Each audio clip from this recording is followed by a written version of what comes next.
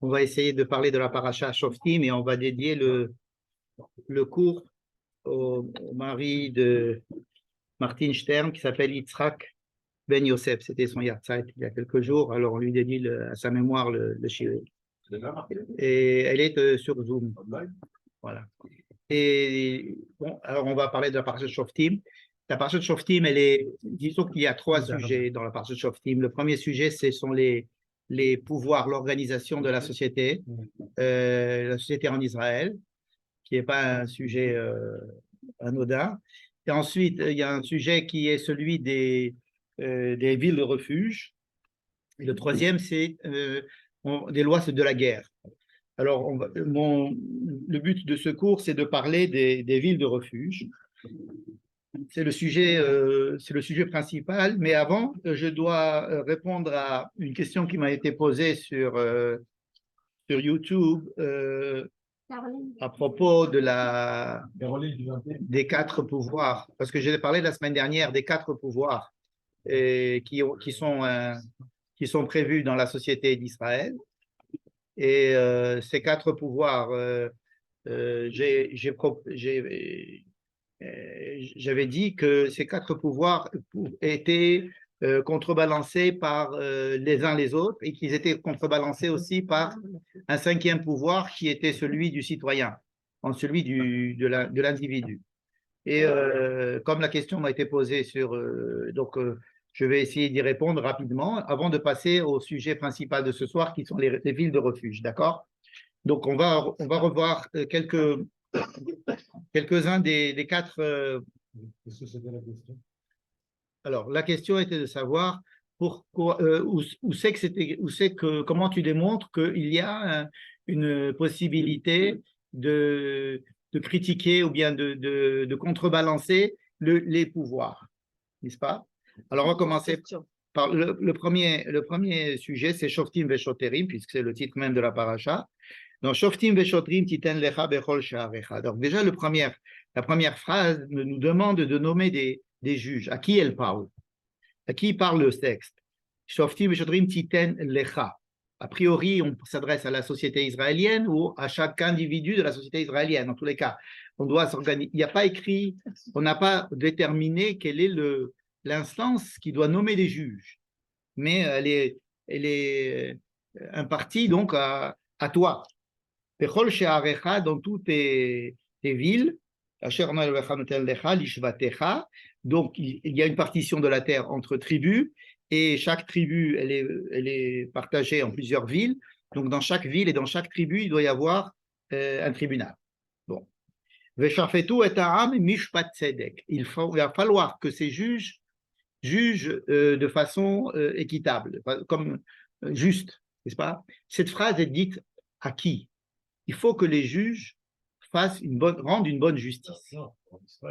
Exactement. Les Mefarshim expliquent que ce n'est pas une phrase qui est adressée aux juges. Parce qu'aux juges, on va dire ensuite Lotate mishpat velotakir panim tzedek tzedek tirdor, c'est-à-dire on va s'adresser aux juges en leur demandant d'être impartial, de ne pas prendre de shochad, etc. Mais la phrase Veshafetu et ha'am mishpat tzedek, elle est adressée au peuple, aux gens. C'est-à-dire que les gens ont l'obligation de nommer, on a déjà vu ça dans le premier verset, de nommer des juges, des bons juges.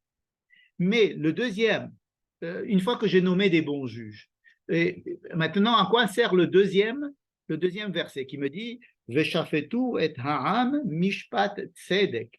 Il faut qu'ils rendent une bonne justice, disons, une justice juste, hein, qui doivent donner à qui c'est une fois qu'ils étaient nommés.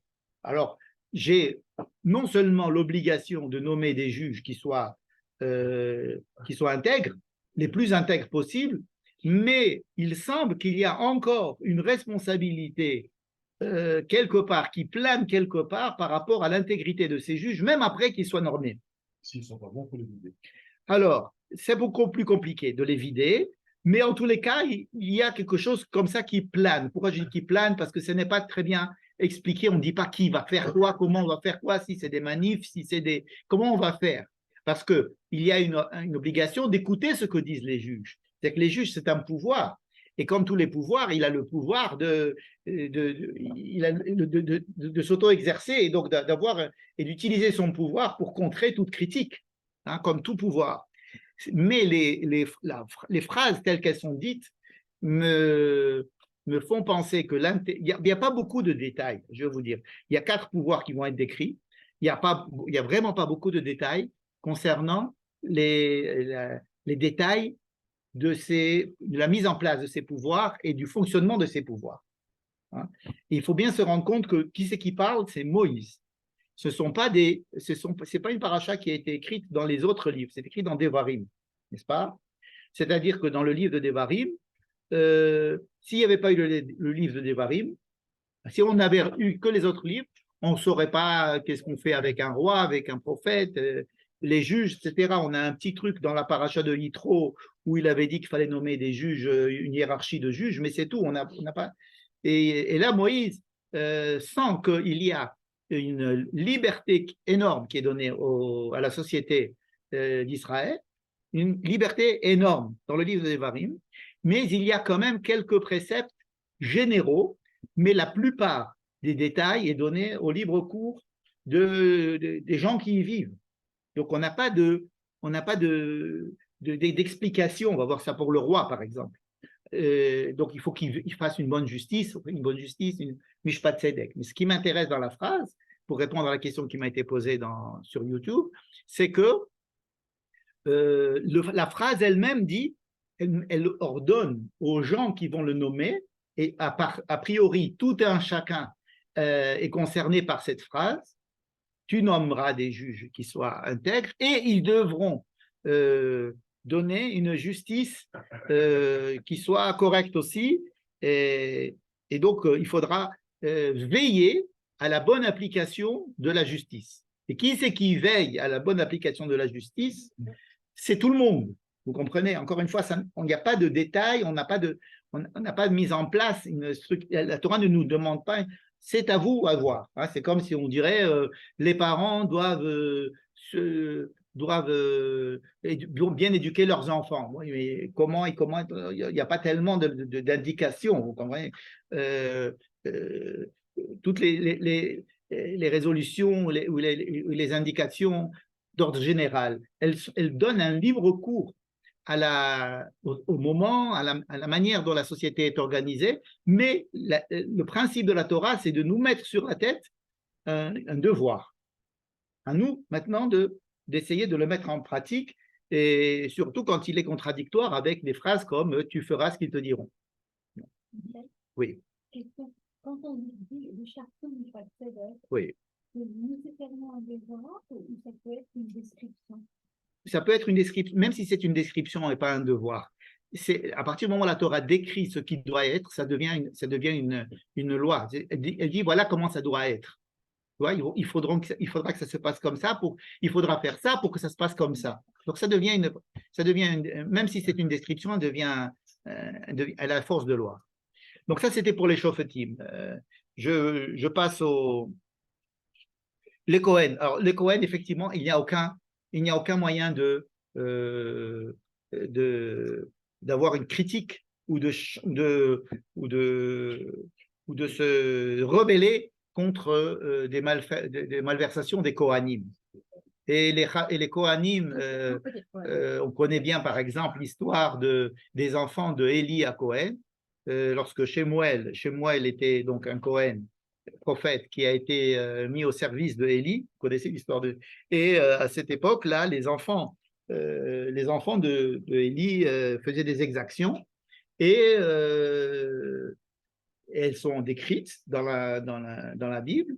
Et ces exactions décrites expliquent que c'est à cause de ça que les Philistins sont venus et qu'ils ont maltraité, qu'ils ont fait la guerre pratiquement, etc. Ils ont pratiquement perdu la guerre à cause d'eux, etc. Mais on sait que l'histoire des Kohanim est jonchée malheureusement de malversations et surtout au cours du deuxième temple. Et à ce sujet, je peux dire qu'effectivement, il n'y a pas de critique mise en place par la Torah sur les Kohanim. Alors, est-ce que les Kohanim, c'est un pouvoir ou pas? on peut dire que les Kohanim, en tant que Kohen au temple, qui servent le temple, ont une fonction, mais il y a aussi une deuxième fonction des Kohanim qui leur donne beaucoup plus de pouvoir que celui de décider qui est impur ou impur à partir, par exemple, la tsaraat, etc. Ils sont aussi un pouvoir juridique, ils peuvent être ralliés au pouvoir, au juge pour pouvoir rendre la justice. Hein? Je vous lis le passou, qui parle d'Imchadavar la mishpat, ben dam les dam, ben din les dim, ou ben nega la nega, divrei ribot bisharecha, vekamta ve'alita el hamakom asher yivchar Adonai Elohecha bo, ubata el hakohanim alviyim, ve'el hashoftim ve'el hashofet asher yeh bayamim hahem. Donc, les Kohen, qui sont appelés dans le Sefer Devarim Kohen Lévi, pour une raison qu'on a étudiée il y a quelques années, ces Kohen Lévi ont aussi non seulement une fonction de prêtre cultuel, mais aussi une fonction de justice. Et on sait que les Kohanim avaient aussi, surtout en faisant partie de la tribu de Lévi, ils avaient la prérogative d'avoir les textes de la Torah. C'était eux qui avaient les textes de la Torah. Et au départ, vous savez que les textes de la Torah n'étaient pas démocratisés. Vous savez que Moïse a écrit la Torah, il l'a donnée aux Lévi. Il l'a donnée aux Lévi pour qu'eux puissent l'enseigner au peuple. Ce n'est qu'à l'époque de Ezra à Sopher, c'est-à-dire au début du deuxième temple, donc pratiquement 1000 ans après Moïse, que Ezra va décider de démocratiser la Torah, que chacun puisse avoir un livre de Torah chez lui. Mais avant, le livre de la Torah, les rouleaux de la Torah étaient partis et faisaient partie de la propriété et de la prérogative des Kohen. Donc en ce sens, ils avaient donc la loi, ils étaient porteurs de la loi et pouvaient enseigner la loi. Et donc ils étaient donc avec ils pouvaient s'adjoindre aux juges pour pouvoir délivrer les sentences. Donc je reconnais que pour les Kohen, il n'y a pas de pouvoir de critique par rapport aux Kohen. Et bien que la Torah elle-même et que certains Nevi'im ont critiqué des Kohen. Mais hein? Alors, ils décident, dans les versets qu'on a dit, ils décident de savoir qui est pur et impur avec l'histoire de la tsaraat, d'accord? Ils ont le pouvoir de donner la Torah, c'est-à-dire de déclarer quelle est la loi. C'est eux qui disent quelle est la loi. C'est-à-dire, eux, ils sont détenteurs des livres de Torah. Les gens n'ont pas de livre de Torah chez eux. Les Kohanim, c'est le Beddin Rabbani. Il n'y a pas que ça.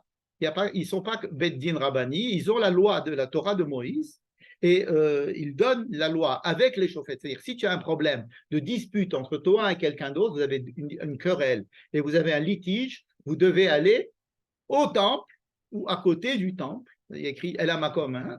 Donc c'est au temple, mais à côté du temple, donc il y avait un Beddin, et là-bas les Kohen, il faudrait demander aux Kohen leur avis, mais on leur adjoint aussi les shoftim qui pourraient donc trancher aussi.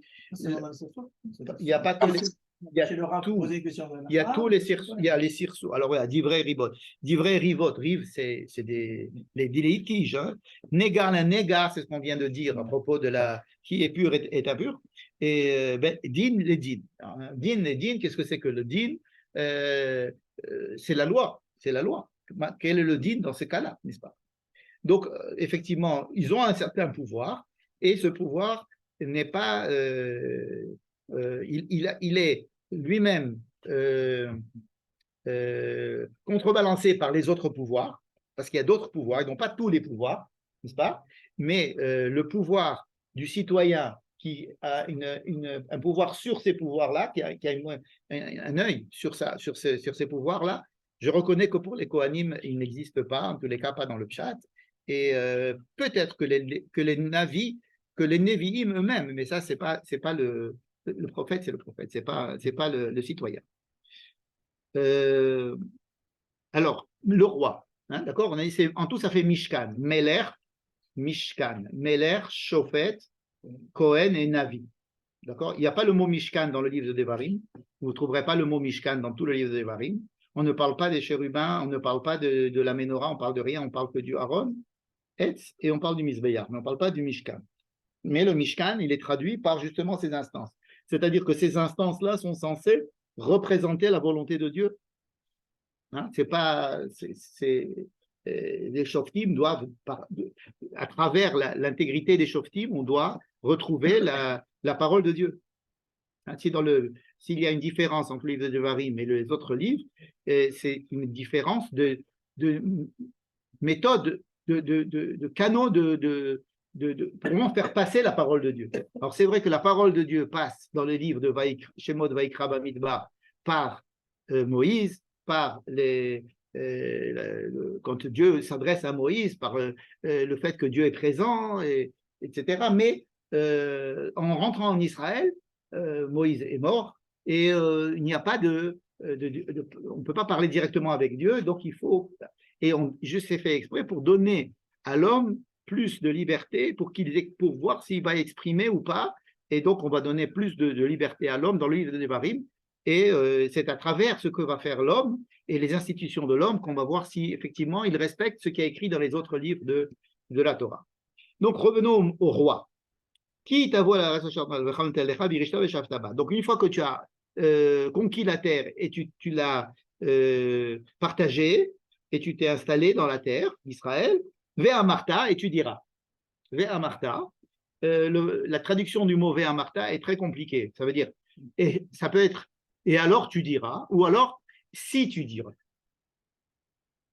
C'est quoi, c'est la différence? Et Ve'amarta, ça veut dire, il est naturel que tu dises que. Ou alors, non, si un jour il te vient l'idée de dire que, mais ce n'est pas prévu, tu crois. Si un jour tu as envie, comme si un jour tu as envie de manger de la viande, bon alors tu pourras manger de la viande. Mais il n'y a pas écrit mange de la viande. Parce que naturel, donc ça peut être aussi un ordre. Un ordre. Vers Martha, ça peut être et alors tu diras. Mais alors la suite c'est Asima alay melech, je veux mettre sur moi un roi. Comme tous les autres peuples qui m'entourent, n'est-ce pas? Donc l'initiative est une initiative populaire, d'accord? Il n'y a pas écrit, Dieu ne dit pas, tu mettras un roi. Il y a écrit, et lorsque tu viendras, et tu diras, je voudrais mettre un roi comme tous les autres peuples. Comme tous les autres peuples aussi peut porter à deux interprétations au moins. Un, c'est une interprétation classique qui dit, waouh, c'est pas bien de mettre un roi, parce que nous, on veut faire comme les autres. Moi, j'aimerais pas que vous fassiez comme les autres, mais si vous avez envie de faire comme les autres, vous dites tout le monde a des rois, moi aussi je veux un roi, alors d'accord, tu n'as qu'à mettre un roi. Première explication. Deuxième explication, qui est soutenue par le Rav Tamir Granot et qui me semble beaucoup plus proche du Pshat, et en opposition à la première, qui est tu mettras un roi comme cela te semble, comme la mode du temps. Ça veut dire, tu mettras un roi du type, du genre, de la manière de mettre un roi comme il se passerait à l'époque. C'est-à-dire, si à l'époque, tu vois que ça te plaît de mettre un despote parce que tout le monde est despote, si tu veux avoir un roi qui soit démocrate, eh ben, tu mets tu feras. Ça veut dire qu'il y a une latitude énorme dans la manière dont tu vas nommer ce roi. Qui va être ce roi? Comment va être ce roi? Il n'y a aucune indication sur la manière dont ce roi va exercer son pouvoir, n'est-ce pas? Donc, le Rav Tamir Granot traduit, tu mettras ce roi, je veux avoir un roi comme les autres rois, comme les autres peuples, ça veut dire, tu t'inspireras de ce qui se passe autour de toi. Tu t'inspireras de ce qui se passe autour de toi et tu verras. C'est quoi la première explication? La première explication, c'est de dire que le peuple aurait cette idée, c'est une idée négative, qu'il veut copier les autres, alors que ce n'est pas du tout recommandé par la Torah de mettre un roi. D'accord? C'est la première explication, qui est de dire, vous voyez bien, Dieu ne veut pas qu'il y ait de roi, et c'est simplement parce que vous voulez copier les goyim que vous voulez avoir un roi. C'est par exemple un des arguments que Shmuel, le prophète Shmuel va donner au peuple qui voudrait avoir un roi, il va leur dire, mais non, c'est Dieu votre roi, pourquoi vous voulez un roi? Et mais le roi, vous savez, c'est très mauvais, etc. Il va quand même nommer Saül et David ensuite, mais il a beaucoup de réticence à la base. Et il va s'appuyer sur cette explication, et l'explication de cette phrase, la première explication est dans ce sens-là. Parce qu'on sait que les rois la plupart des rois ont créé beaucoup de problèmes, mais ne pas avoir de pouvoir politique aussi, ça paraît tout à fait bizarre. Et donc, d'après le Rav Tamir Granot, et d'après l'explication du Rav Kook, il faut qu'il y ait une Som Tassim Alech Melech, la suite est claire, tu dois mettre un roi. Som Tassim Alecha Melech.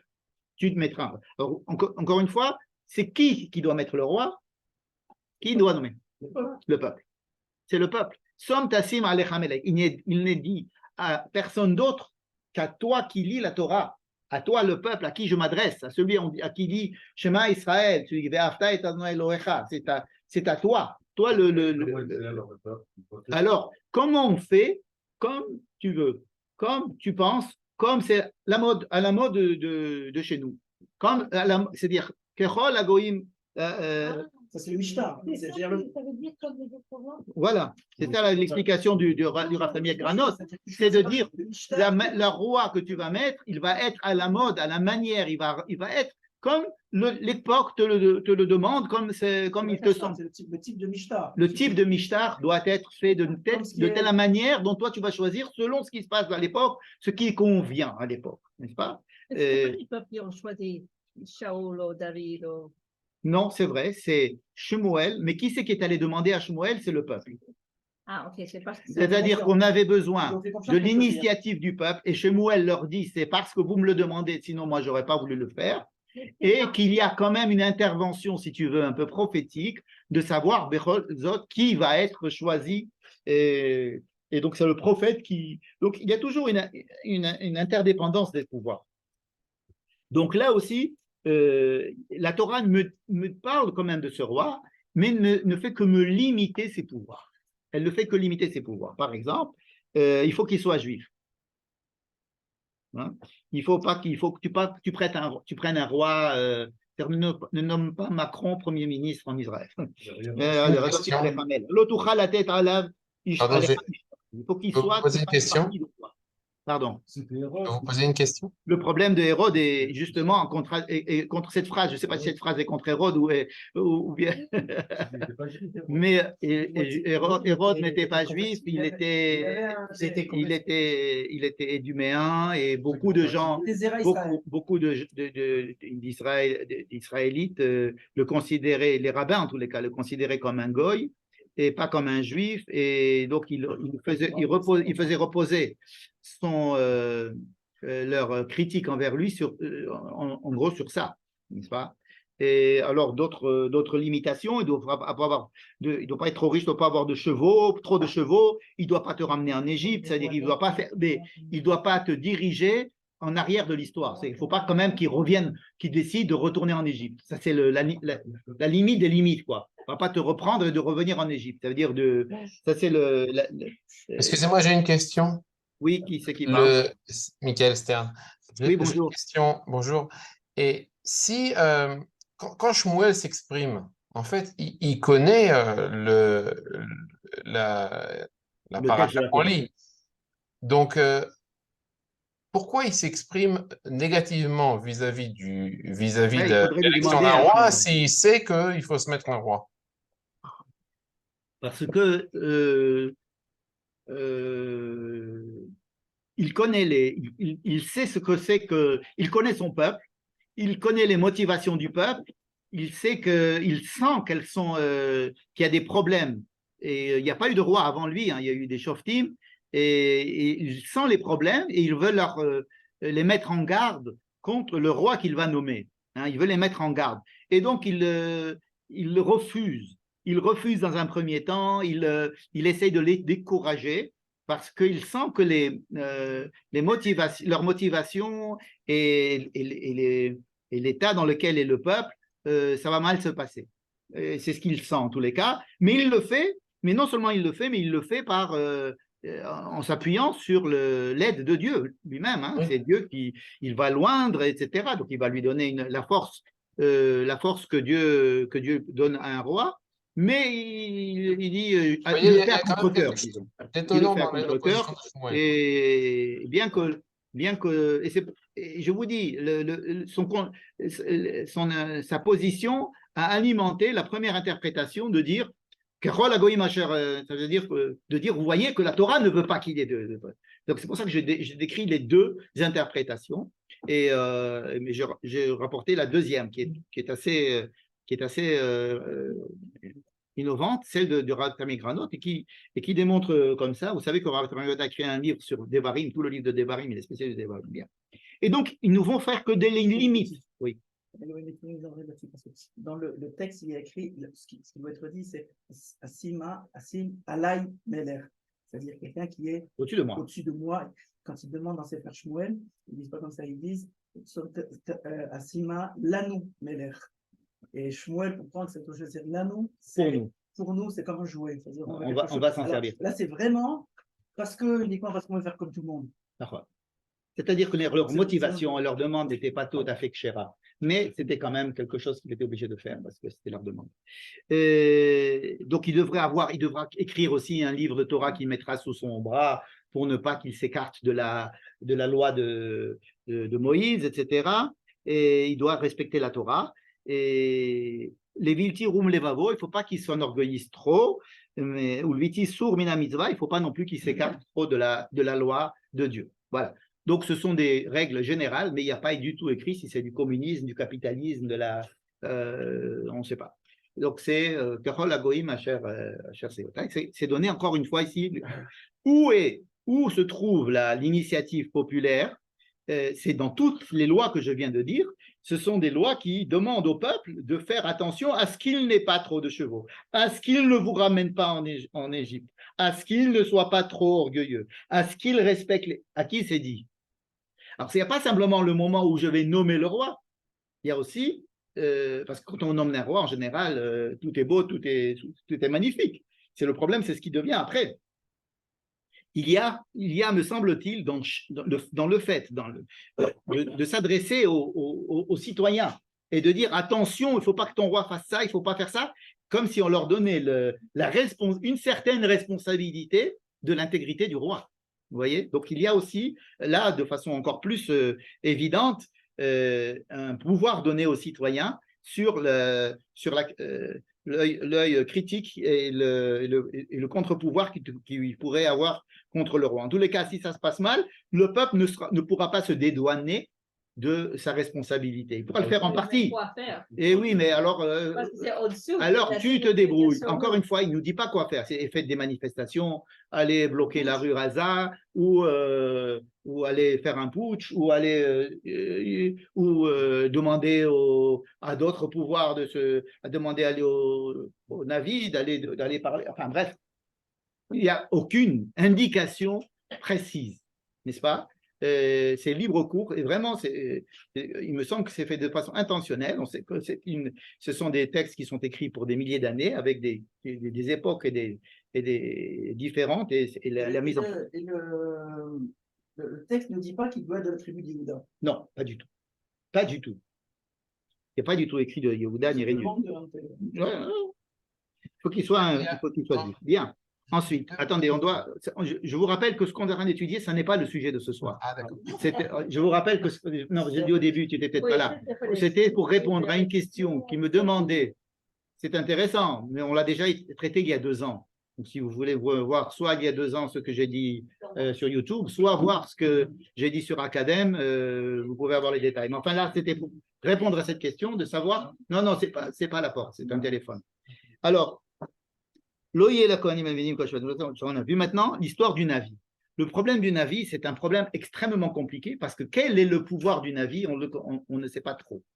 C'est-à-dire, on sait ce qui s'est passé avec les Nevi'im dans la Bible, parce qu'on a des textes qui ont été écrits par et sur les prophètes, n'est-ce pas? Mais quelles sont leurs prérogatives de la Torah, quelles sont les prérogatives du Navi?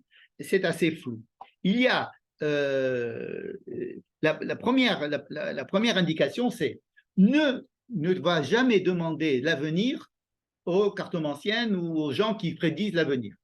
Dieu ne dit pas qu'ils n'ont pas de pouvoir, mais je ne veux pas que tu ailles te fier aux gens qui donnent la bonne aventure et qui vont te donner qui vont te lire l'avenir. C'est interdit comme une interdiction d'idolâtrie.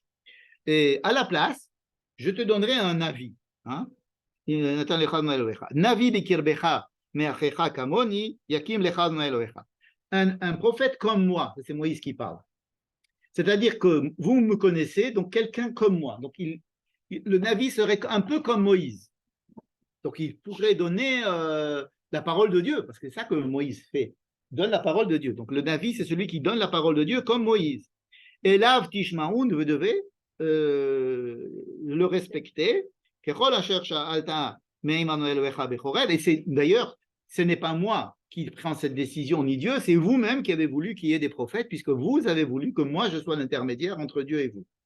Donc, il y aura un intermédiaire qui me prendra ma succession, si vous voulez, ou qui me ressemblera, et qui vous donnera, qui vous parlera au nom de Dieu. Yishmo et kol Adonai Elohai, etc. Navi Akim Lahem, Ikerev Achehem, Kamocha. Et Dieu, donc, Moïse cite Dieu en lui disant, c'est lui qui m'a dit qu'il allait il allait désigner des prophètes.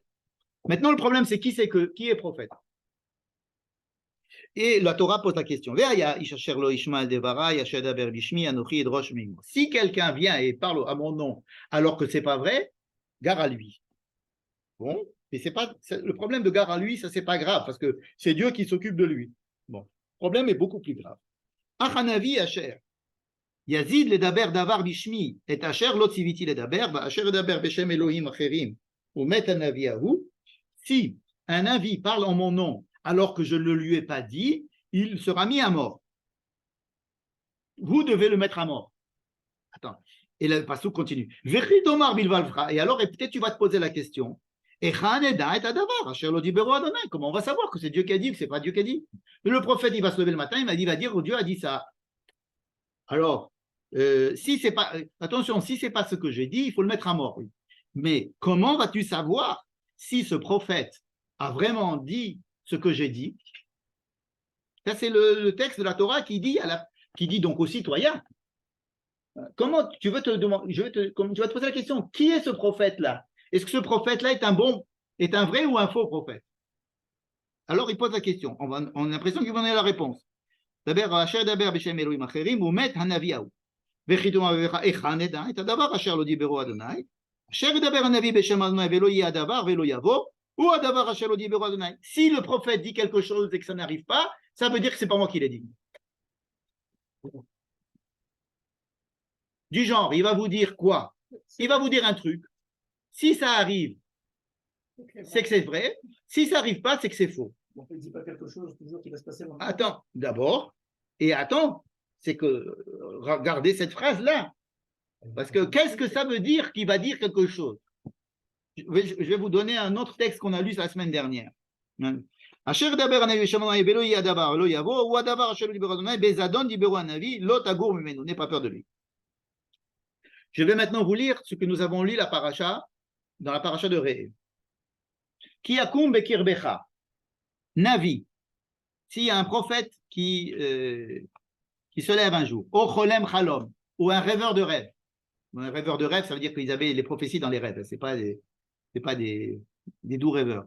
Venatan elecha ot omofet, et il te donne un signe. Il te dit par exemple, regardez bien, je ne sais pas moi, ce mur va tomber dans 5 minutes. Donc c'est un hot. Uba haot le'amopet. Et le mur s'écroule 5 minutes après. Hein? Qu'est-ce que vous dites d'après ce que nous venons de dire? C'est un vrai. Uba haot ve'hamopet. Je continue à lire ce que nous avons lu la semaine dernière. Asher diber elecha lemor. Mais ici il dit Nelcha achare Elohim acherim. Alors il ne s'agit pas d'un. Il va te dire maintenant, ce mur est. Donc maintenant il va falloir aller vers faire de l'idolâtrie. Ah, tu vois bien, ça veut dire que c'est faux. Mais attends, est-ce qu'un prophète va être assez bête pour vous dire on va aller faire de l'idolâtrie? Ça veut dire Dieu m'a dit hier, je ne sais pas, de faire la paix avec l'Arabie Saoudite et de leur offrir 13 milliards de dollars. Dieu a dit. D'accord? Et c'est Dieu qui a dit ça. Et la preuve, comme quoi c'est Dieu qui a dit, regardez, ce mur va s'écrouler dans 5 minutes, le mur s'écroule dans 5 minutes. Qu'est-ce qu'on fait? Hein? Il faut payer 13 milliards. Ouais. Mais faire la paix avec l'Arabie Saoudite, ça veut dire se marier avec. Il faudrait que notre Premier ministre se marie avec la fille du roi et que nous faisions un accord entre eux. Alors, est-ce que c'est de l'idolâtrie? Est-ce que c'est une idée qu'il a parce qu'il a une idée politique? Qu'est-ce que ça veut dire que de l'idolâtrie? Alors, quand il nous dit, s'il vous dit, suivez Dieu, alors c'est bien. Mais s'il vous dit ne suivez pas Dieu, alors c'est un faux prophète.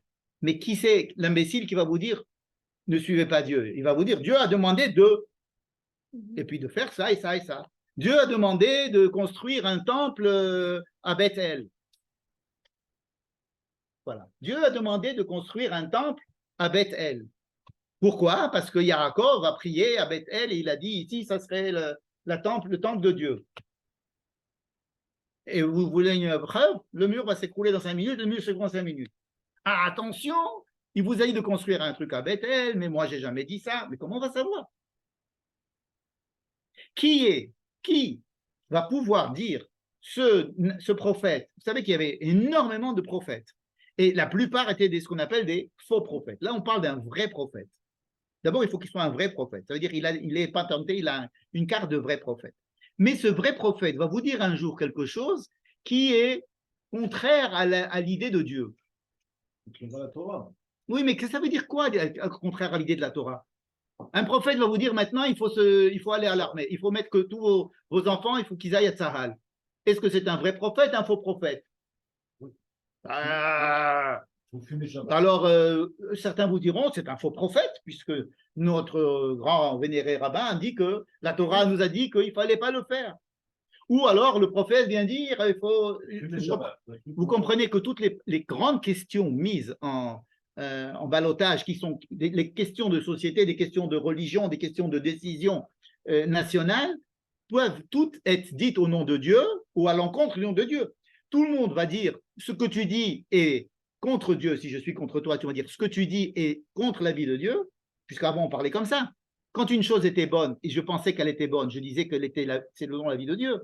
Si je pense qu'une idée est pas bonne, je dirais tu es en train de nous dévier de la loi de Dieu. Vous comprenez? Mais ce n'est pas hein? Tu comprends?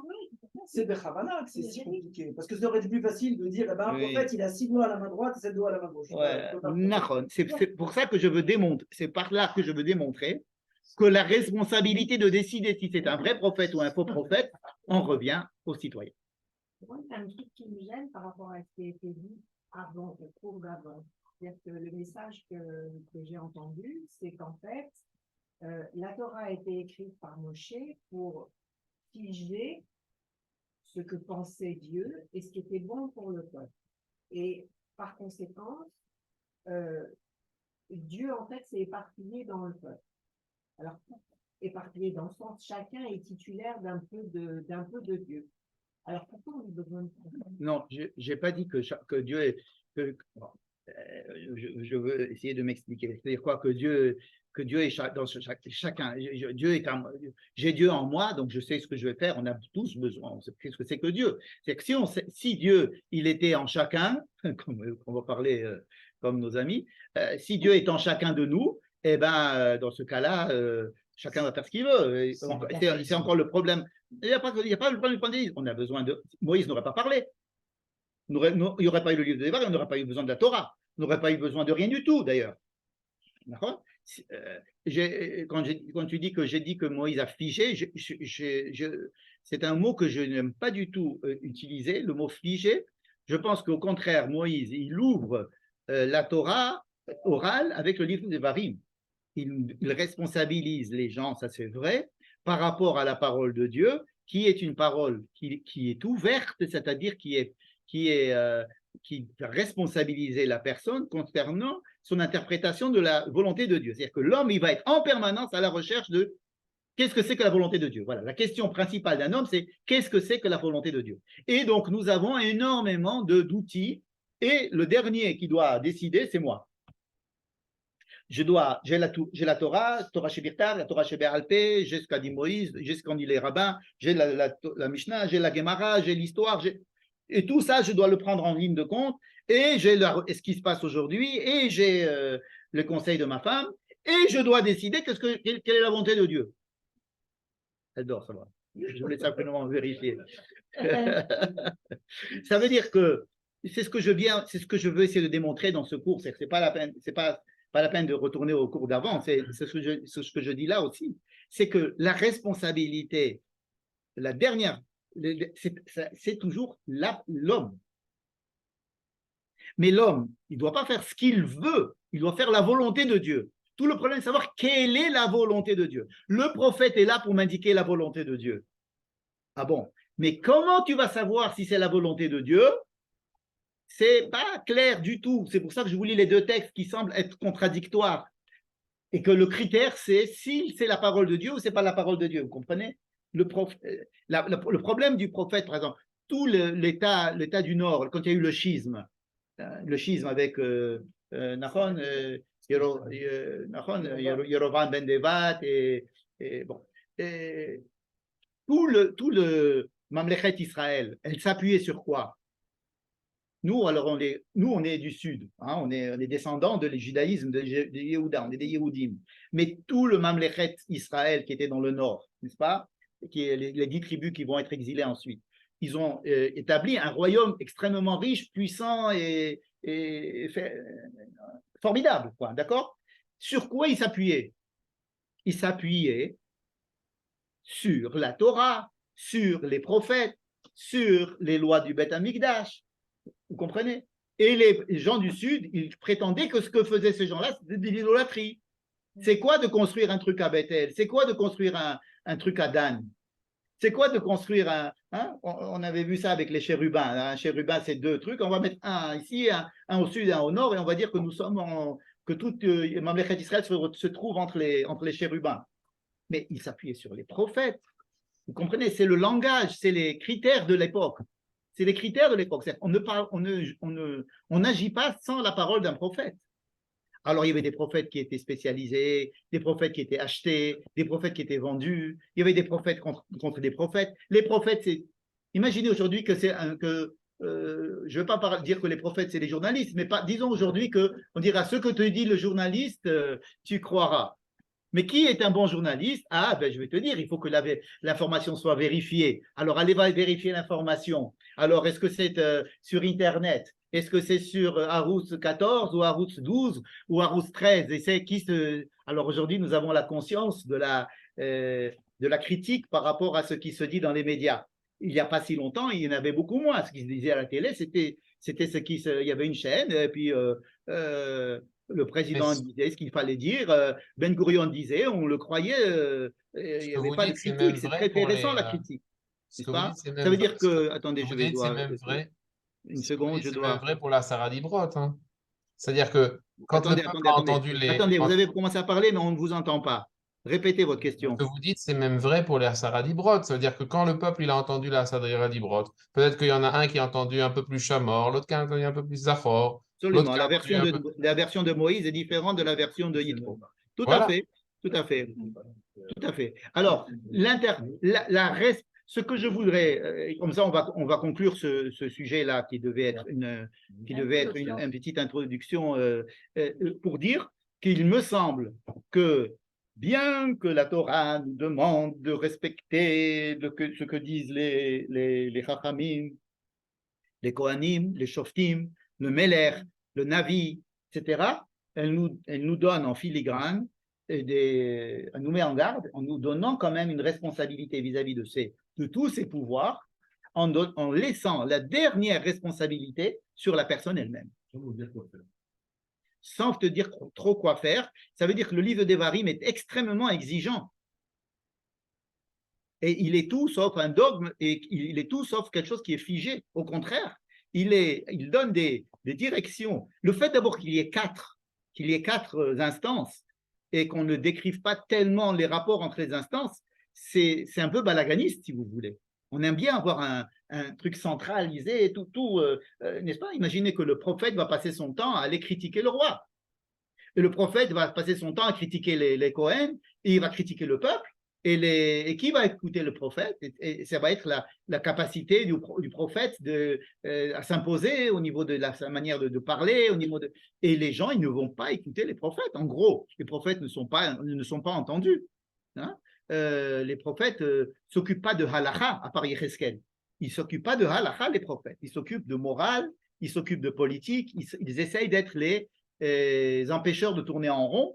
Et je dirais, c'est les ONG de l'époque, ou si vous voulez, comment ça s'appelle, les objecteurs de conscience de l'époque, qui venaient et qui disent, et c'est pour ça que ça a été inscrit, et que c'est rentré dans le canon biblique parce que ça reste quand même la conscience du peuple contraire à ce qui se passait vraiment. Hein, si on lit, quand on fait allusion aux prophètes d'Israël, c'est les prophètes d'Israël étaient la conscience et la morale de ce que devrait être le peuple en principe, d'accord? Il n'écoutait pas les prophètes parce qu'il ne se sentait pas capable non plus de décider est-ce que le prophète était un vrai prophète ou un faux prophète. Il y a pas, non, la vérité, tout le monde suivait des prophètes. Tout le monde suivait son prophète. C'est-à-dire que chacun se faisait son prophète. Comme on dirait aujourd'hui, chacun se fait une opinion, ou chacun suit son parti politique, ou chacun suit son média, chacun suit son rab, etc. Il faut comprendre que de tout temps, on a eu des gens qui dirigeaient les opinions des autres, n'est-ce pas? Est-ce que Jérémie était quelqu'un d'écouté à son époque? Évidemment que non. Évidemment que personne n'a écouté Jérémie. Et est-ce que Yesharia a été écouté? Évidemment que non. N'est-ce pas? Et c'est parce qu'ils n'ont pas été écoutés que ça a été mis dans un texte et qu'on doit l'étudier pour essayer de les écouter, justement. Parce qu'ils décrivent les problèmes de la société, ils disent tout ce qui va mal, et ce qui va mal, ils le disent. Nathan, par exemple, il parle beaucoup à David. Le prophète Nathan va souvent chez David pour donc c'est un conseiller de David pratiquement. Et donc la fonction du prophète est une fonction extrêmement difficile à déterminer une fois pour toute l'histoire d'Israël, depuis cette définition qu'on nous a donnée ici, donc depuis le représentant de Moïse, jusqu'à la fin de la prophétie au deuxième temple. C'est-à-dire qu'à la fin de la prophétie, je la considère, j'ose la considérer comme un bienfait, bien que beaucoup de rabbins très éminents que je respecte beaucoup espèrent que la prophétie revienne. J'ai beaucoup de doutes concernant l'état dans lequel on va considérer ces prophètes comme des prophètes. Mais espérons. On ne perd jamais espoir, surtout quand on nous annonce quelque chose de bien. On dit que la prophétie va revenir et que ce sera une bonne chose. Je pense que l'arrêt de la prophétie a été une bonne chose pour donner plus de responsabilité aux gens. Ça a donné aux chachamim, c'est-à-dire aux sages. Les sages, il n'y avait pas de sages avant. Les chachamim, c'est après la prophétie. On parle des chachamim. Hein, c'est ce qui sont venus après. Chacham adif minavi. On dit qu'un chacham, parce que la sagesse, c'est ta responsabilité, ton entendement et le fait que tu prends la massorette a plus de valeur puisque tu vas argumenter, etc. Un avis, par exemple, ne peut pas contredire une halakha. La halakha, elle est donnée par les chachamim, mais c'est tout. Donc, Chacham a dit une avis. Pourquoi est-ce que les chachamim, on en a, pas toujours? Ça veut dire que le Navi, en fait, c'est des diavad. Si on a des chachamim. Il me semble que la présence d'un Navi c'est ce que je prétends. Mais le Rav Uri Cherki, par exemple, que j'aime beaucoup, dit que lorsque la névoie va revenir, ça sera plus facile. Bon, parce que je pense qu'il est plus optimiste. Moi, je pense que la prophétie a disparu parce que Dieu a voulu donner plus de responsabilité aux hommes, hein, et d'enlever. Parce que je vous dis, c'est pas du tout évident de savoir qui est un vrai et qui est un faux prophète. Donc, je résume cette partie qui était censée être une petite réponse à une petite question. Oui, il y a la place dans tous les domaines que nous avons vus, à part le Cohen, à la responsabilité humaine du citoyen vis-à-vis des pouvoirs mis en place. D'accord? Bien. Maintenant, je vous invite à étudier le sujet pour lequel je vous ai invité. Alors voilà, je vous ai fait des photocopies pour que vous ayez le texte. Je m'excuse pour ceux qui sont en Zoom, n'ont pas le texte, mais comme d'habitude, je vais donner les grandes lignes. Vous pouvez trouver les textes, c'est dans pratiquement 2 endroits. Un, c'est dans Bamidbar, chapitre 35, versets 9 et suivants, et notre paracha, évidemment, Devarim, chapitre 19. De quoi il s'agit? Des villes de refuge. Alors, les villes de refuge, tout le monde sait ce que c'est à peu près. Il y a 4 endroits. Il y a 4 endroits dans la Torah où on en parle. Le premier endroit où on en parle, c'est dans le livre de Shemot. Une phrase simplement dans la page Mishpatim. Un homme qui Makeish va mettre si une personne met à mort une autre intentionnellement, elle doit être mise à mort. Ça, c'est quelqu'un qui tue par intention. Et si il a tué pas intentionnellement, je vais sentir les chamakom, je te donnerai un endroit, je mettrai un endroit, c'est Dieu qui parle, je mettrai un endroit où il pourra se sauver. D'accord? On ne donne pas d'explication et il faut aller chercher dans le livre de Bamidbar des explications à ce sujet. Combien de temps il nous reste? Il est 7 heures, il est 8 heures déjà. Ouais. Donc on va essayer d'aller rapidement. Dans le livre de Bamidbar, on nous décrit, si vous voulez, l'histoire des villes de refuge telles qu'on les connaît.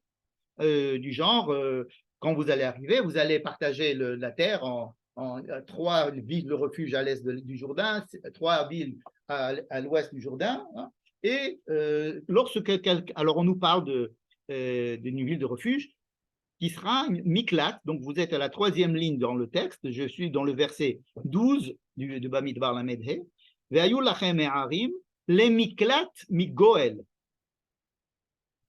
Mi-Goel. Qui c'est le Goel? Goel, donc c'est une notion que nous ne connaissons pas aujourd'hui dans nos sociétés, mais qui existe dans des sociétés qui nous sont voisines, par exemple chez les Bédouins ou dans certains pays sud-américains ou en Afrique ou même en Asie, où il y a une histoire de vengeance. C'est-à-dire que si on tue quelqu'un de ma famille, j'ai le devoir d'aller me venger et d'aller tuer celui qui a tué.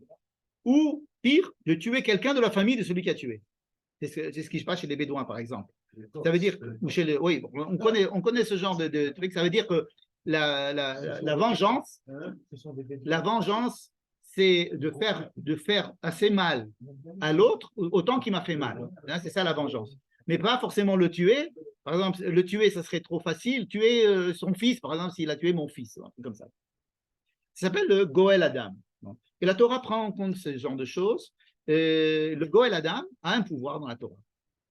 Non seulement il a un pouvoir, mais il a un devoir, comme on va voir.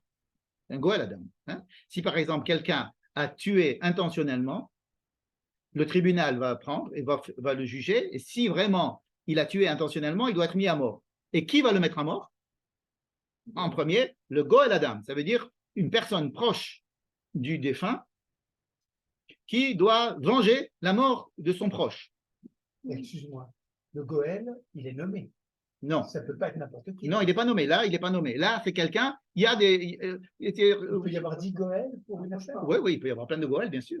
Absolument. Donc, si quelqu'un a tué intentionnellement, il va aller dans une ville de refuge.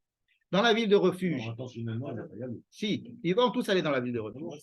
Parce qu'il va essayer de montrer qu'il n'a pas fait ça intentionnellement. Il va essayer de se sauver. Le tribunal va le prendre de là-bas et on va le juger. Et on va voir si on le remet dans la ville de refuge parce qu'il l'a tué de façon ou alors intentionnelle, et alors on va le mettre à mort. Si on le met à mort. Et si on le met à mort, c'est le Goël Adam, qu'on appelle, et s'il y en a pas un, on va en nommer un à ce moment-là. On va en nommer un Goël Adam le plus proche de lui, sinon on va nommer un type qui va faire le travail du bourreau. Bien. Il y a des manières, il y a ce qu'il a, il y a... Donc on nous donne les lois de celui qui a tué intentionnellement. Goël Adam, vous voyez dans le verset numéro 19, Goël Adam, hu yamit et arotzeach. La loi demande au Goël Adam d'aller tuer le meurtrier par intention. D'accord? Vous voyez, c'est tout. Par contre, ça c'est le deuxième paragraphe, le verset 22. Par contre, si le meurtre a été fait de façon pas intentionnelle, alors, par exemple, il était en train de couper du bois et puis la hache s'est cassée, il est parti et son copain est mort. Il est parti avec son copain pour couper du bois, c'est la dernière intention qu'il avait, c'est de tuer son copain. Ouais. Bon. Alors, dans ce cas-là, il y a donc un jugement qui va se faire entre ce meurtrier par inadvertance et le Goël Adam, et qui vont venir au tribunal. Ils vont dire, moi, il m'a tué mon frère, il m'a tué mon... Et l'autre, il va dire, ouais, mais je l'ai fait par inadvertance. On va faire un krakira, on va voir. Il y a 10 personnes qui vont essayer de trouver des arguments pour, des arguments contre. Bref, enfin, on va statuer. On va dire, bon, le type, il a fait ça par inadvertance. inadvertance, on ne le met pas à mort. D'accord? Qu'est-ce qui se passe?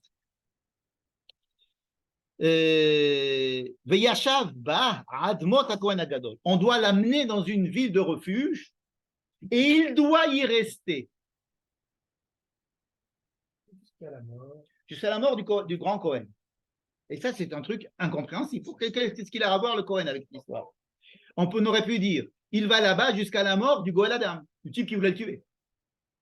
Enfin, il y a un type qui veut le tuer, il le cherche à le tuer de tous les côtés. On lui dit, bon, mets-toi ici, on ne le laissera pas rentrer, on te protège. Et quand si le type il meurt, bon, ben, tu peux sortir.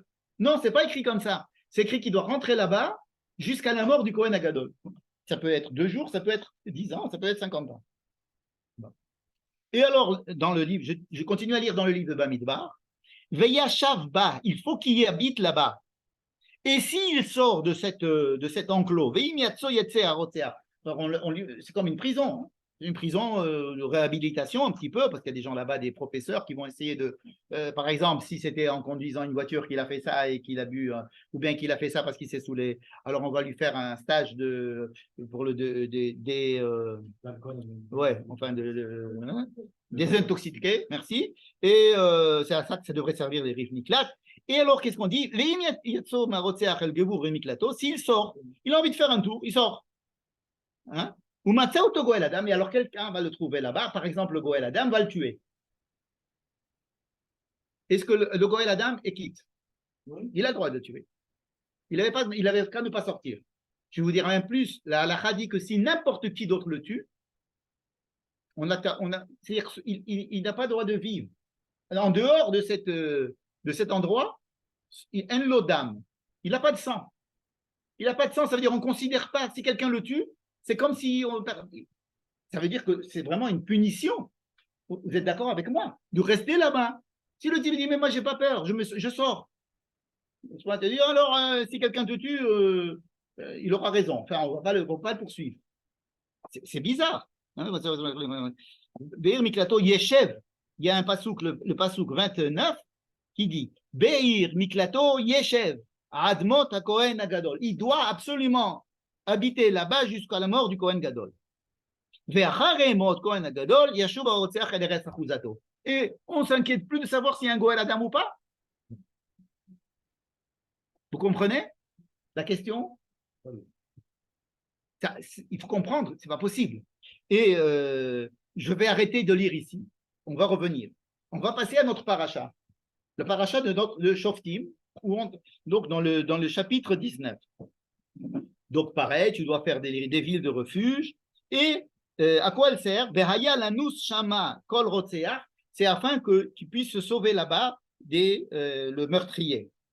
Si il l'a fait par inadvertance, il faut qu'il aille là-bas afin de pouvoir vivre. Vachai. Vous voyez le mot Vachai, 4e ligne du paragraphe. Vachai.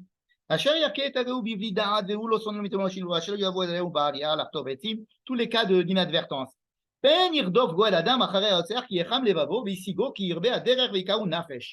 Parce qu'il doit aller là-bas, parce qu'on a peur du Goël Adam. Le Goël Adam, s'il le tue, on ne peut rien contre lui. Donc, il est obligé d'aller là-bas pour se sauver. Un point, c'est tout. Il n'y a pas d'histoire du Kohen Gadol. Et la seule, je ne vous lis pas tout le texte parce qu'on n'a pas le temps de tout lire, mais la seule raison dans le livre de Devarim, dans notre paracha, la seule raison pour laquelle un Rotséar va rentrer dans une ville de refuge, c'est pour se sauver de la vengeance de ces gens-là. Si on n'avait que le livre de Devarim, le cas où il n'y a pas de vengeance, le type, c'est un type qui a personne, il n'a pas de famille, il n'a aucune famille. Un apax, il vient comme ça, pas de famille. Un guerre qui n'a pas de famille, il est là. Alors, on est sûr qu'il n'y a pas de Goël Adam. D'après le livre de Devarim, il n'a pas besoin d'aller dans la Miklat. Vous comprenez? La seule raison pour laquelle il y a des Miklat, c'est pour protéger la personne d'une vendetta, d'une vengeance. Un point, c'est tout. Maintenant, revenons donc à Bamidbar. Bamidbar a une autre intention. Les villes de refuge ne sont pas là pour protéger ce bonhomme. Elle est là pour le punir. D'ailleurs, les Chachamim vont parler de galout. il est en galoute, il est en exil, comme une punition. Ça veut dire qu'il a fait ça par inadvertance. Donc, pour le livre de Devarim, il n'y a aucun problème. C'est inadvertance, donc il est entièrement libre. Il n'y a rien. Pour le livre de Bamidbar, il a un problème. Et on va lire les versets qui viennent après. Je vous prends la ligne qui commence par le mot Lamout, avec Lamed Aleph. Vous voyez Lamed Aleph? Oui. Velo tikrou kofer le nefesh rotseach. Un homme qui a tué intentionnellement. Il doit être mis à mort. Il vient et vous dit, ok, bon, vous avez décidé de me tuer. Je suis prêt à vous refaire tout votre bet mishpat à neuf, si vous ne me mettez pas à mort. Et je vous refais, vous, les juges, chacun à sa maison. Et je vous paye des mercenaires pour remplacer tous les soldats de la ville. Ne soyez pas tentés, ne prenez pas d'argent, mettez-le à mort, même s'il vous donne tout l'argent du monde, tuez-le quand même. D'accord? Intentionnellement. Le problème, c'est le passouk d'après. Velotikrou kofer lanous alayir miklato. Vous faites la même chose avec le type qui a fait de façon pas intentionnelle. Il va vous dire, je te donne de l'argent, je ne veux pas aller dans ces miklat, laisse-moi tranquille, je veux rester chez moi. J'ai pas peur du Goël Adam, il n'y a pas de Goël Adam, laisse-moi tranquille, je ne veux pas aller dans la miklat. Je te donne de l'argent, ne prenez pas d'argent et obligez-le à aller à la miklat. Donc vous voyez bien que ce n'est pas pour le protéger. Vous êtes d'accord que c'est une punition. Il est mis en parallèle à chaque fois avec celui qui a tué intentionnellement avec sa punition. Donc ça, c'est une punition qu'on lui fait. Et pourquoi c'est en relation avec le Kohen Gadol? Parce que le Kohen est celui qui est censé être celui qui est Mechaper, qui a fait la kapara. Donc il a tué de façon par inadvertance, mais il a tué. Hein? Il a tué. Il a tué, ça veut dire il a fait couler du sang. Et alors regardez bien comment ça va être très bien explicité. Je suis dans le livre de Bamidbar, n'est-ce pas? Velo tachanifu et haaretz asher atem ba ki adam hu yachanif et haaretz vela haaretz lo yichupar l'adam asher shupach ba ki im bedam shofro. La terre a été souillée par le sang de celui qui est mort. Le sang de la terre, comme dans le livre de Bamidbar, la terre, elle a un pouvoir, on la personnalise. C'est la terre qui crie vengeance. La chose, d'ailleurs, dans la fin de la paracha, il y a l'histoire de la Egra Awufa, un type qui est mort. Vous connaissez cette histoire? On peut très bien le mettre ici dans cette histoire. Il y a eu un mort, on ne sait pas qui l'a tué. Il y a tout un cérémonial pour dire qu'il ne faut pas que ça passe inaperçu, cette histoire. Alors ici, dans le livre de Bamidbar, on va dire, il y a du sang qui a été versé. La terre ne peut pas supporter qu'un monsieur il ait versé du sang. Il faut le tuer, celui-là. Mais on ne peut pas le tuer parce qu'il c'était par inadvertance. Alors qu'est-ce qu'on fait? On va trouver un endroit qui ne soit pas la terre. Une terre qui ne sera pas la terre. Alors, les Ir Miklat, ce sont des villes extraterritoriales. Comme le Mizbeach. Le Bet Amikdash, et l'endroit du Mizbeach, c'est un endroit extraterritorial. Il est dans un autre endroit dans la Torah, il est écrit que si quelqu'un a tué, qu'il va sur le Mizbeach, quelqu'un a tué de façon intentionnelle, et qu'il est allé se réfugier sur le Mizbeach, il s'est mis sur le Mizbeach. Je suis dans le consulat d'Amérique, vous ne pouvez rien me faire. Tu vas le prendre de là-bas parce qu'il a fait de façon intentionnelle. Ça ne marche pas pour lui, l'extraterritorialité, parce qu'il a tué de façon intentionnelle. Mais quelqu'un qui a tué de façon pas intentionnelle, par inadvertance, il pourrait aller sur le Mizbeach, se protéger. C'est un endroit extraterritorial. Bon, ce n'est pas pratique de rester debout sur le Mizbeach là-bas nuit et jour. Donc, il y a des villes de refuge. Ces villes de refuge, ce sont des villes qui ont été données aux Lévis et qui, par définition, sont extraterritoriales parce que les Lévis n'ont pas le droit d'avoir une terre en Israël.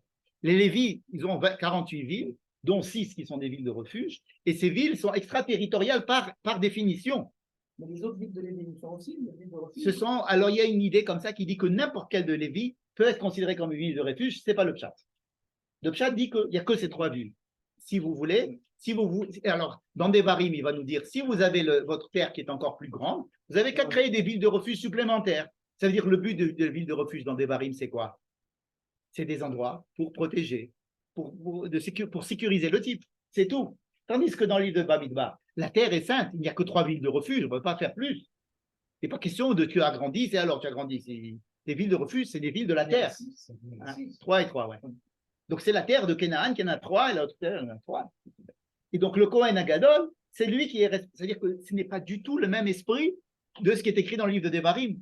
Ce n'est pas du tout pour protéger le meurtrier. C'est pour le punir. Pourquoi on doit le punir? Parce qu'il y a un meurtre et il y a quelque chose, il y a une kedusha, il y a une sainteté, il y a une présence divine, il y a, la terre, elle a son honneur, elle réclame. Du sang ne peut pas être versé. Donc le type, il doit être élevé comme les cochons dans un truc au-dessus du sol, sur des pilotis. Donc il va dans une ville de refuge. Vous comprenez? Vous voyez, encore une fois, un autre exemple de 2 conceptions très différentes entre le livre des Devarim et les autres. Dans le livre des Devarim, on enlève tout ce qui est mystique, tout ce qui est Kohen, tout ce qui est présence divine qui est dans la terre, qu'il faut. Je ne peux pas supporter qu'il y ait des gens comme ça.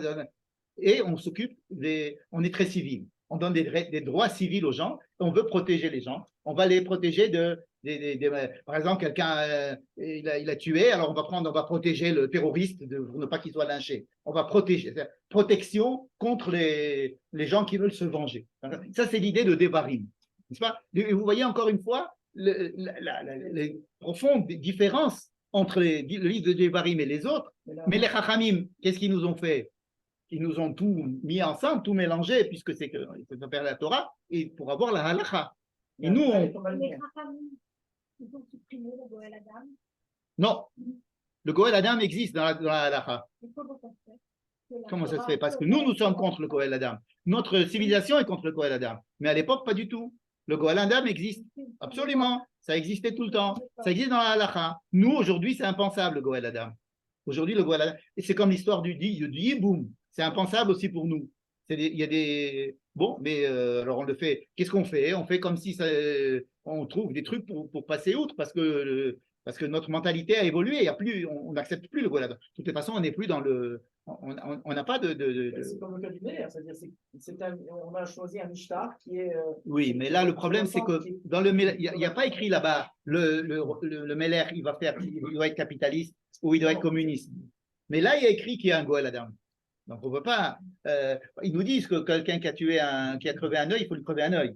Bon, les Chachamim, ils vont nous dire attendez, oh, non, tout de suite. Mais le Goël Adam, ça existe longtemps.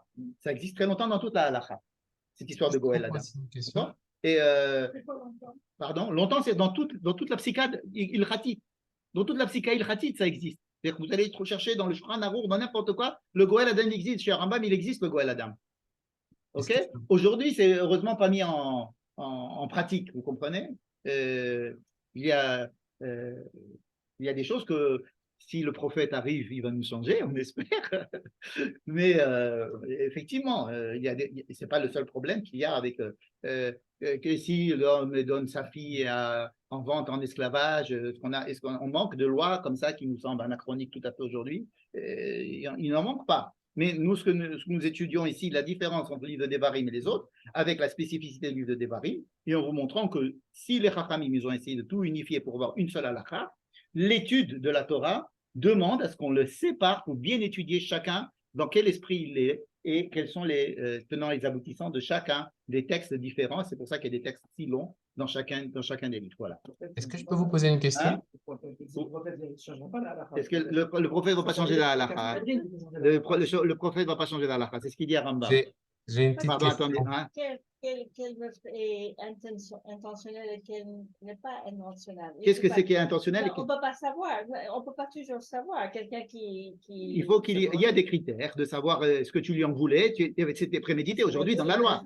Aujourd'hui dans la loi, la halakha, elle prévoit une panoplie de shgaga, c'est-à-dire de gens. Par exemple, le type qui s'est drogué, qui a pris sa voiture, il est parti, il a tué quelqu'un. Bon, il ne voulait pas tuer, mais il n'avait pas à se droguer et de prendre le volant. Donc ça, c'est Karov les Mésides. Aujourd'hui en France, ils ont même un titre, c'est des meurtriers de la route ou un truc comme ça, je ne sais pas quoi. Enfin, ils ont donné un titre. Et de l'autre côté, c'est Honès. C'est le type, le toit est tombé, il est tombé lui aussi du toit, il est tombé sur la tête de l'autre. Vraiment, il s'était un truc qui s'appelle Honès. Donc il y a toute une panoplie entre le Honès et Karov les Mézid qui est dans la Shgaga, n'est-ce pas? C'est les Chachamim qui doivent décider où c'est que ça se passe. Donc, vous savez qu'on a très peu mis à mort les gens, Rotseach, il faut beaucoup de conditions pour mettre à mort quelqu'un.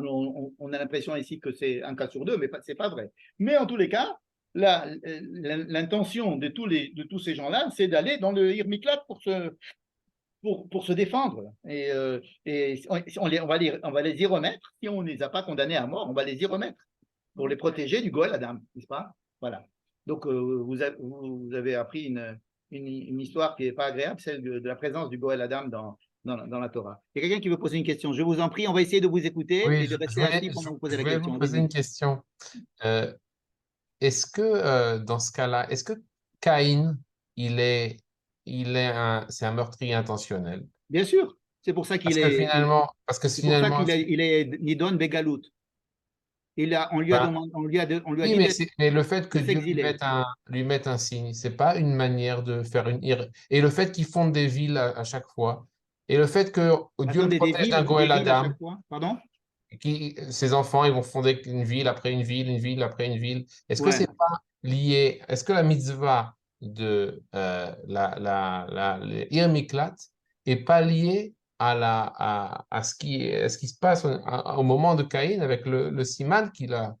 Je ne pense pas qu'on apprend ça de Caïn, mais on peut apprendre Caïn de ça. C'est-à-dire, à chaque fois qu'il y a un exil, on pense qu'il y a eu un meurtre par inadvertance avant.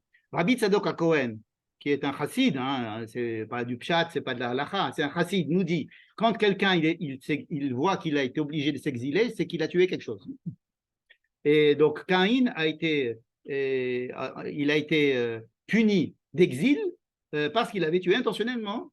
Et que si intentionnellement il devait être mis à mort, alors si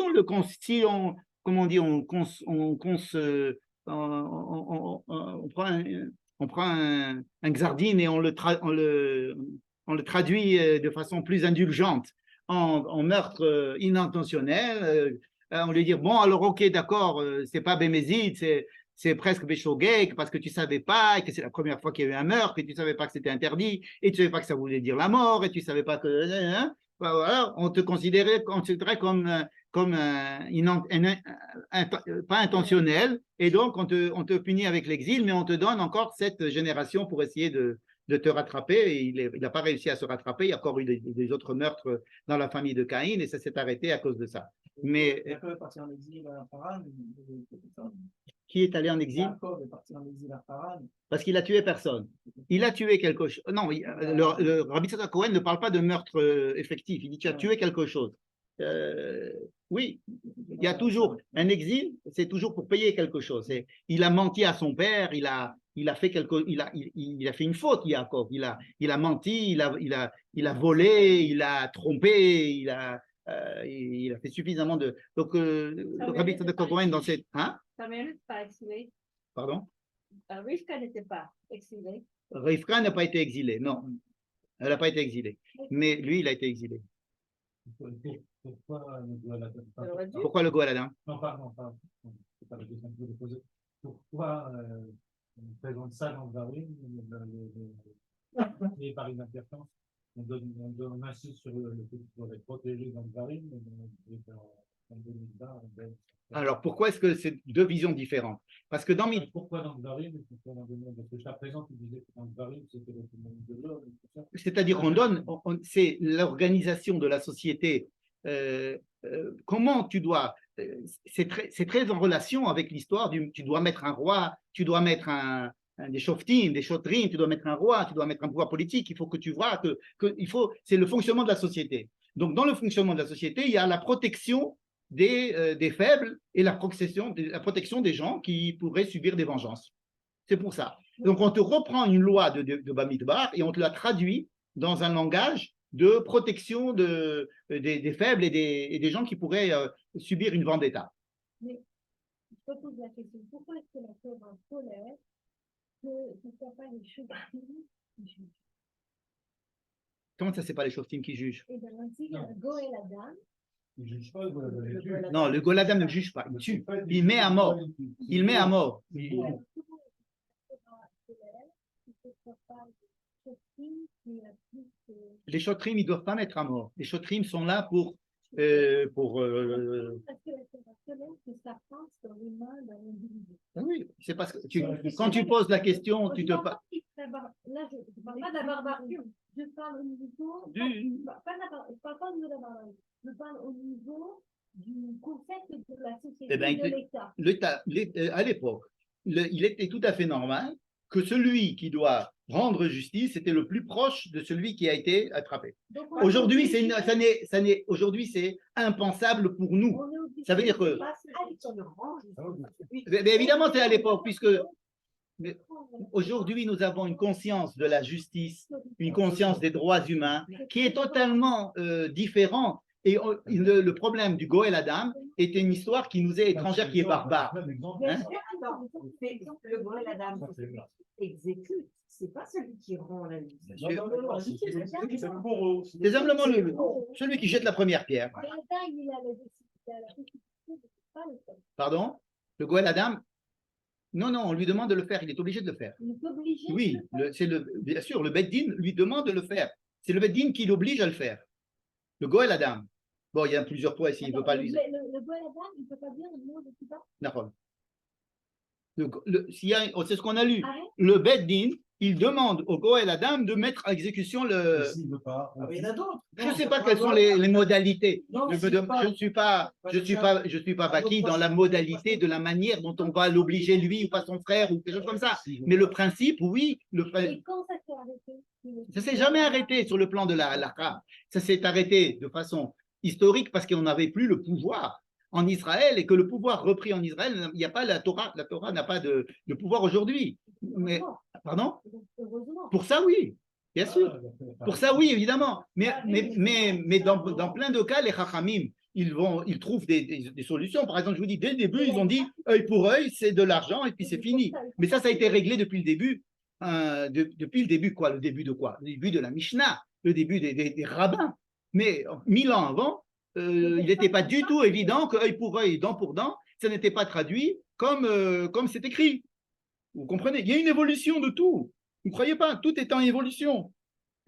Ok, nous étudions les textes, mais il faut savoir que ça a été en évolution. Il n'est pas pensable de se marier avec deux femmes. Mais à l'époque, c'est tout à fait écrit. Pardon?